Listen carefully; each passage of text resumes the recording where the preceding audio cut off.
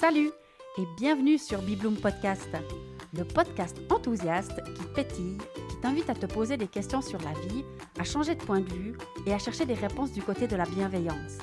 J'y partage mes réflexions et découvertes personnelles en fonction de ce que je vis au quotidien et j'invite régulièrement des personnes avec qui j'ai plaisir à échanger pour partager avec toi et t'inspirer.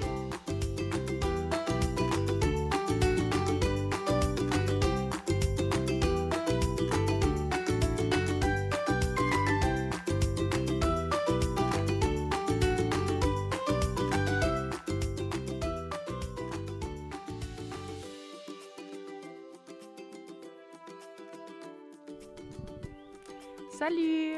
Et oui, ça fait qu'une semaine depuis le dernier épisode et je suis déjà de retour. J'adore!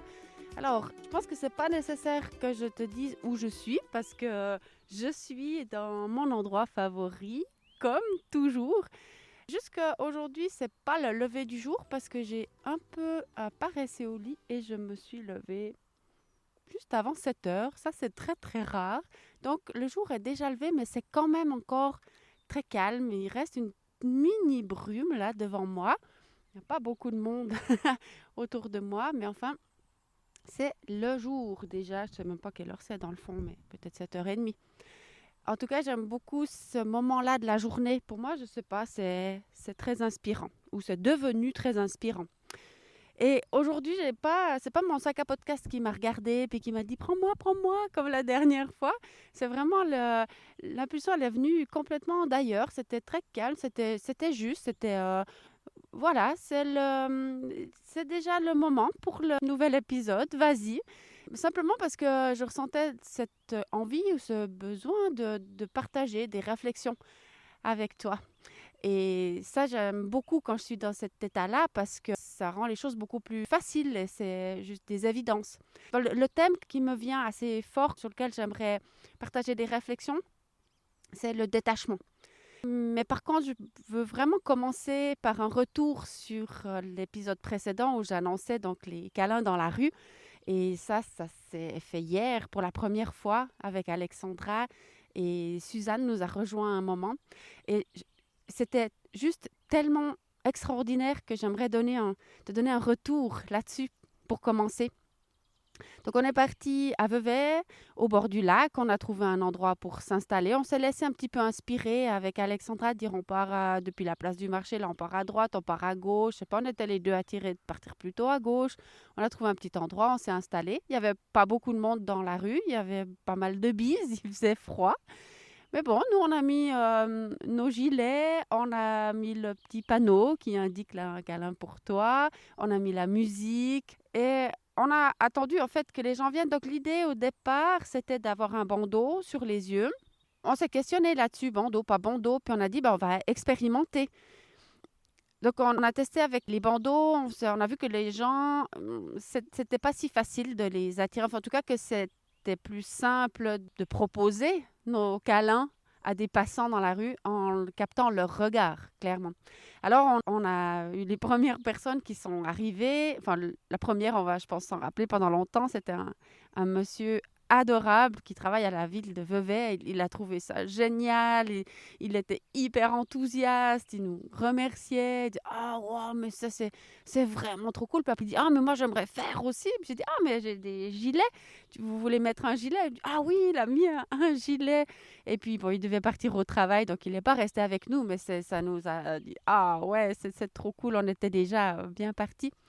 Ensuite, on a eu toutes sortes de situations qui nous laissent des souvenirs incroyables. Donc, on était vraiment dans le donner et recevoir. Dès que tu fais un câlin à quelqu'un, tu es comme ça collé cœur à cœur. Tu ne sais pas qui c'est, mais c'est deux corps qui sont cœur à cœur, quoi. Et il n'y a pas besoin de les connaître, il n'y a pas besoin de rien, c'est juste magique. Alors, il y a des gens qui nous ont vus, ah ouais, ils ont compris ce que c'était, ils ont ouvert les bras, ils ont un peu comme couru pour venir vers nous. Et c'était vraiment waouh. Après, il y en a d'autres qui regardaient, puis disaient, ouais, c'est quoi, oui, non, oui, non. Puis finalement, ils sont quand même venus, puis c'est là, oh, mais c'est cool. D'autres qui ont passé leur chemin directement, mais avec un grand sourire. Ils nous ont dit comme genre, non, mais c'est super. Après, il y a cette image d'une petite fille, elle devait avoir peut-être 2 ans et demi, comme ça, toute puce. Et puis, elle a vraiment couru vers nous, quoi. Elle a couru et elle a d'abord été vers Alexandra. À ce moment-là, moi, j'avais les yeux bandés, donc elle a été vers Alexandra. Elle n'est pas venue vers moi, puis Alexandra, elle m'a dit: «Oh, elle était trop chou, cette puce, trop chou», puis elle était repartie après vers sa maman.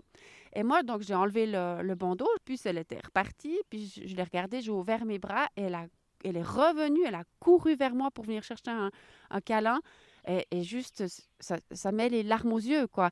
C'était tellement fou. Et puis une autre dame qui m'a énormément touchée parce qu'elle était... D'abord, elle nous regardait, puis elle se demandait ce que c'était. Puis on a dit, ben, on fait des câlins, vous pouvez venir dans nos bras.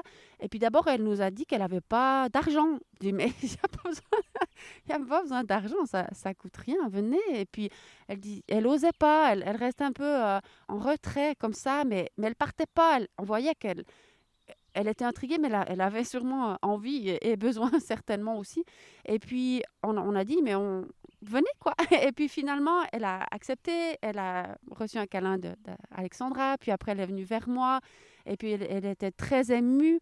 Et puis on a dit, oui, on envoie de l'amour comme ça, et on est gentil, enfin on est juste gentil. Et puis elle nous a regardé, et puis elle dit, mais moi aussi, je suis gentil. Elle dit, bah oui, bien sûr, vous êtes aussi gentil. Et c'était tellement touchant. Il y a eu plusieurs messieurs aussi qui sont arrivés et qui étaient... on voyait bien que c'était tellement bon pour eux de recevoir un petit peu d'attention. Donc voilà, on est resté 2 heures de temps là au bord du lac. Il faisait pas chaud, mais il y avait tellement de chaleur dans nos cœurs et dans ce qu'on a pu transmettre. Et voilà, qu'il y a, pour moi en tout cas, il n'y a qu'une envie, c'est d'y retourner et puis de poursuivre avec ça. Encore une fois, je ne sais pas quel chemin ça va prendre, cette activité-là, mais c'est puissant et c'est un moyen merveilleux d'envoyer de l'amour, quoi. Parce que pour moi, chaque matin, quand je me lève, c'est ça que je me dis. Qu'est-ce que je vais faire aujourd'hui qui contribue à un monde plus chouette, quoi. Et puis là, il y a vraiment quelque chose de magique. Donc, c'était ce que je voulais partager pour commencer.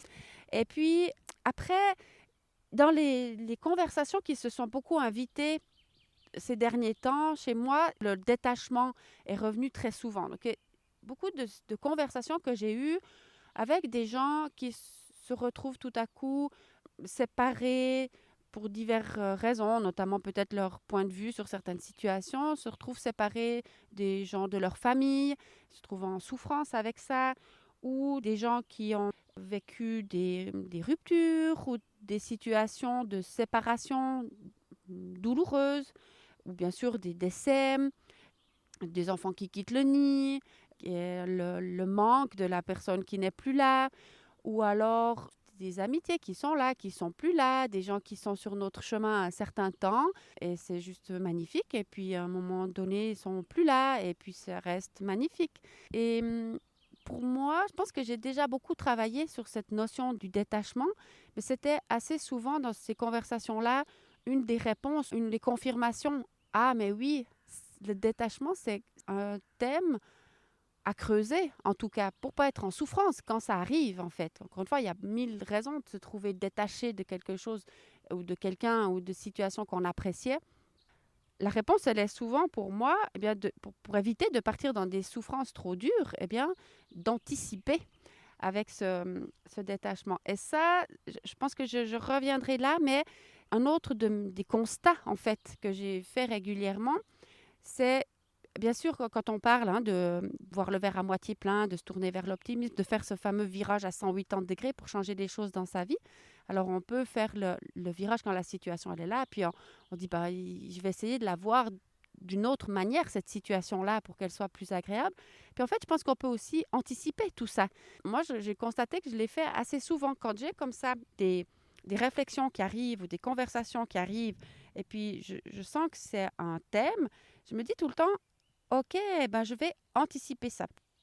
Bon, par exemple, si je prends un autre thème qui revient assez régulièrement, en lien avec la peur du manque, notamment financier, moi, je me suis toujours dit, OK, j'observe, je fais le constat que pour beaucoup, on se préoccupe de quel salaire on a, d'avoir une situation stable, un salaire régulier, aussi peut-être une bonne caisse de retraite ou en deuxième pilier, ou on va peut-être s'assurer de faire des économies ou d'avoir un troisième pilier. Enfin, on est beaucoup dans la préoccupation, comment je vais faire pour être tranquille d'un point de vue financier.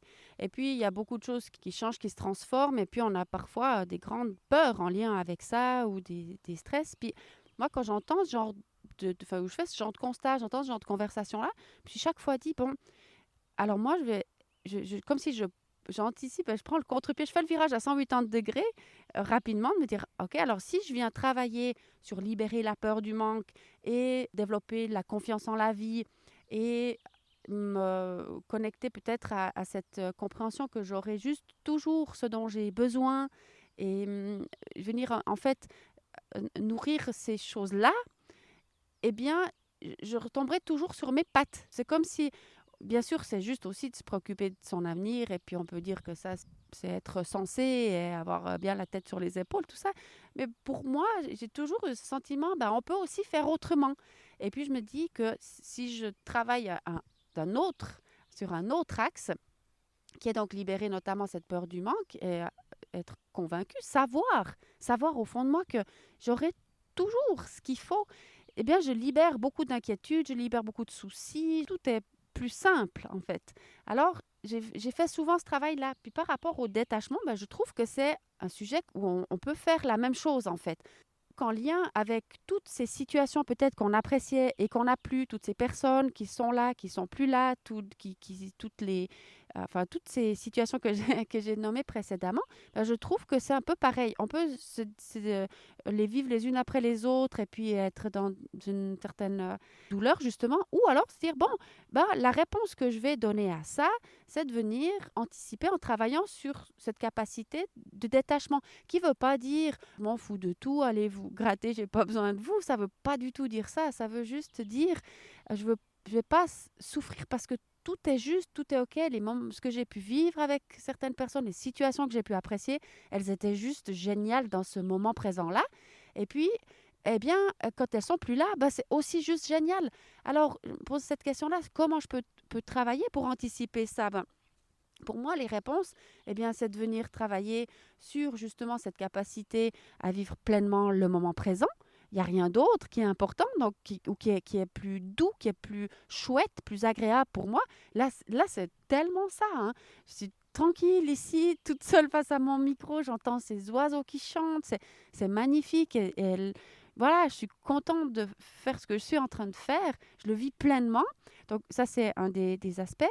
Un autre aspect peut-être, ou pour moi qui a été une bonne piste aussi, c'est de m'attacher à autre chose, de venir m'ancrer ou de venir me connecter ailleurs, à moi-même, encore une fois, à quelque chose qui est à l'intérieur de moi, plutôt que quelque chose qui est à l'extérieur de moi. Et puis, en faisant ce travail-là, en étant, encore une fois, en paix avec moi-même, en amour avec moi-même, en connexion profonde avec qui je suis, qui me permet de me connecter au tout en fait, à quelque chose de beaucoup plus puissant que moi, pas juste à l'extérieur de moi physiquement tout près, mais à quelque chose de beaucoup plus puissant, plus fort, plus lointain comme ça, mais qui part de la connexion à moi-même.